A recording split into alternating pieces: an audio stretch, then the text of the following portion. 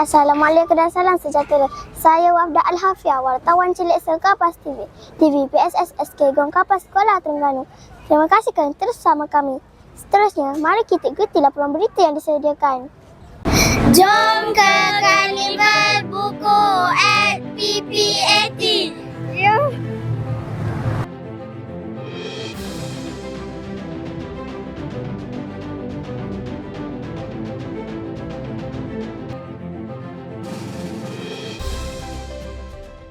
Pada hari ini, 27 Julai 2026, merupakan hari ketiga Karnival Buku dan Semarak Jawi PPAT 2026. Karnival Buku kali ini bermula 25 Julai hingga 1 Ogos 2026 dari jam 9 pagi hingga 10 malam, bertempat di Perbadanan Perpustakaan Awam Terengganu. Seawal jam 9 pagi, suasana program sudah meriah dengan pemeriksaan kesihatan percuma oleh Klinik Medina. Assalamualaikum Kak. Waalaikumsalam. Bolehkah Kak tolong perkenalkan diri? Nama Kak Alvina daripada Klinik Medina Kuala Nerus. Kak, apakah aktiviti yang dijalankan di Klinik Medina pada hari ini di Karnival Buku? Okey, untuk aktiviti Klinik Medina Kuala Nerus hari ini kita adakan pemeriksaan kesihatan percuma. So kita bagi jugalah voucher-voucher untuk menjemput semua pelanggan-pelanggan kami untuk datang ke Klinik Medina dengan voucher. Terima kasih Kak. Sama-sama.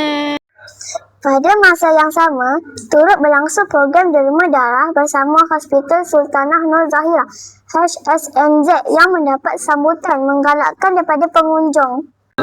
Assalamualaikum Doktor, bolehkah Doktor perkenalkan diri? Assalamualaikum, saya Dr. Ahmad Munir Wasir, doktor daripada tabung darah Hospital Sultanah Nur Zahirah. Bolehkah Doktor ceritakan apakah aktiviti yang dijalankan pada hari ini? Pada hari ini kita adakan program derma darah lah sepanjang seminggu di sini.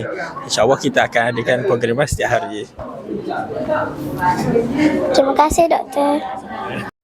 Seterusnya, pada jam 10 pagi, pelbagai aktiviti menarik diadakan serentak, antaranya program A Language a Day yang memperkenalkan bahasa Korea kepada kanak-kanak di bilik aktiviti. Hai, boleh Tuan perkenalkan diri? 네, 안녕하세요. 저는 한입니다. 지금 UMT에서 한국어를 가르치고 있습니다.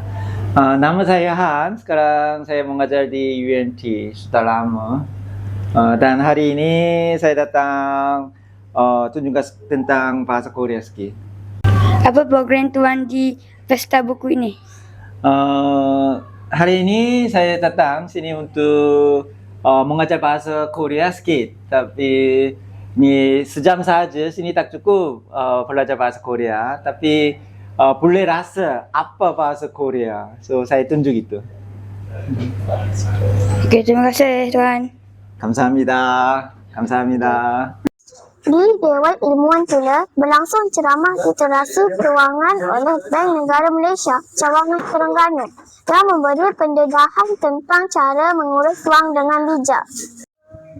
Tidak ketinggalan sesi santai bertajuk Jaga Hati, Jaga Minda bersama Dai Izhar Nazri turut diadakan di Dewan Cendekiawan secara penyertaan tertutup. Amalan-amalan tambahan dia macam suplemen lah. Kita ada suplemen vitamin C, B kompleks, ashwagandha. Bagi peminat seni bahasa, dua pertandingan hebat berlangsung pada hari ini, iaitu pertandingan dendangan syair dan pertandingan deklamasikan sajak peringkat negeri Terengganu di Makmal Bahasa. Kesimpulannya, pelbagai aktiviti menarik telah berjaya menghimpunkan masyarakat dalam suasana yang bermanfaat dan menyeronokkan. Jom pergi ke Karnival Buku. Sekian sahaja laporan kami untuk kali ini. Terima kasih kerana menonton Kapas TV. Saya Wafda Al-Hafia, wartawan cilik mengakhiri siaran. Jumpa lagi di laporan akan datang. Jangan lupa like, komen, share dan subscribe Kapas TV channel. Bye-bye.